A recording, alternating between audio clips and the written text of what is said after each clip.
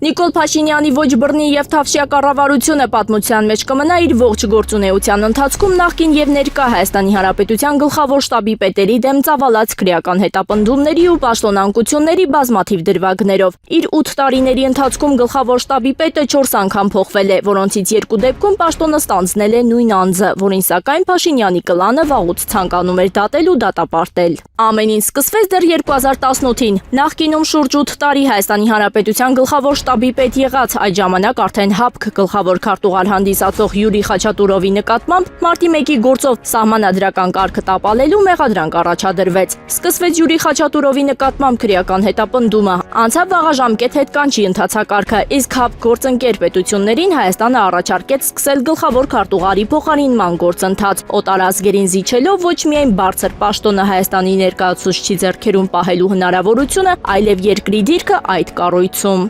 Գեներալ Մովսես Հակոբյանը, ով ԳՇՊ-ի պաշտոնը ստանձնել էր 2016-ին, պաշտոնավարեց ընդամենը 2 տարի եւ լքեց այն արտահերթ 2018-ի մայիսի 24-ին գլխավոր շտաբի փոխանցիկ դրոշը հանձնելով Թավշյա-թիմի կողմից հավանություն ստացած գեներալ Արտակ Դավթյանին, որի անունը նույն իշխանությունների կողմից շոշափվում էր 2016-ի ապրիլյան քառօրյա պատերազմի մեղավորների համատեքստում։ 2020 թվականի հունիսի 8-ին ԳՇՊ դարձավ գեներալ Օնիկ Գասպարյանը, ով 44-օրյա պատերազմի հայտարարակ կապիտուլյացիայից հետո 2021-ի փետրվարի 25-ին հայտարարեց, որ վարչապետը այլևս ի վիճակի չէ ճիշտ որոշումներ ընդունել եւ պետք է հեռանա իշխանությունից։ Այս խոսքերը դարձան նրա կարիերայի ավարտը։ 2021 թվականի մարտի 18-ից Օնիկ Գասպարյանի փոխարեն Փաշինյանի կողմից կրկին գլխավոր շտաբի պետ նշանակվեց նույն Արտակ Դավթյանը, որին Փաշինյանի կլանը վաղուց ցանկանում էր բանտ նստեցնել։ Նա դարձավ առաջինն, ով անկախ Հայաստանի պատմության մեջ այս բարձր պաշտոնը ստանձնեց երկրորդ անգամ։ Որևէ խնդիր չկա, բնականon գլխավոր շտաբը աշխատում է։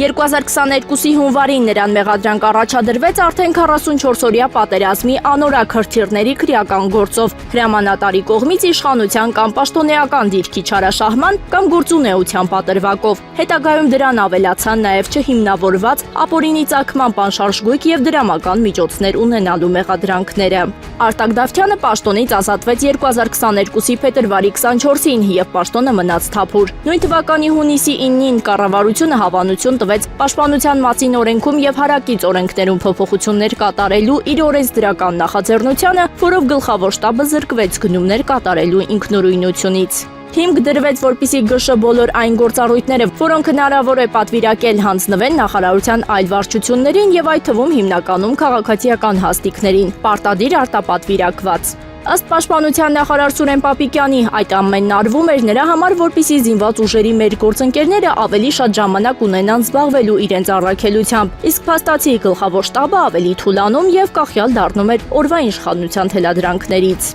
2022 թվականի հուլիսի 14-ին ԳՇ նոր պետ նշանակվեց գեներալ Էդվարդ Ասերյանը, այսինքն ետպատերազմական լարված ժամանակահատվածում մոտ 4.5 ամիս Հայաստանը պաշտոնապես ԳՇ պետ չուներ, պաշտոնը թափուր էր, քանի որ Փաշինյանի կլանը չէր կարողանում գտնել բարձրագույն զինվորական կոչման այն պաշտոնյային, որին կարող էր իր բռուն պահել։ Գեներալ Էդվարդ Ասերյանի օրոք տեղի ունեցավ ադրբեջանցիների լայնածավալ հարձակումն ու առաջխաղացումը դիրքերի վրա։ Գերվեցին Հայաստանի մի շարք բարենպաստ դիրքեր, ադրբեջանցի դիվերսանտ մարդասպանները ներթափանցեցին Հայաստան, հրդեհվեց Ազատի կացարանը, կայացավ նաև Արցախի վերջնական հանձնումը եւ հայաթափումը։ Եթե հակառակորդի այդ խմբի սնուցում չլինի,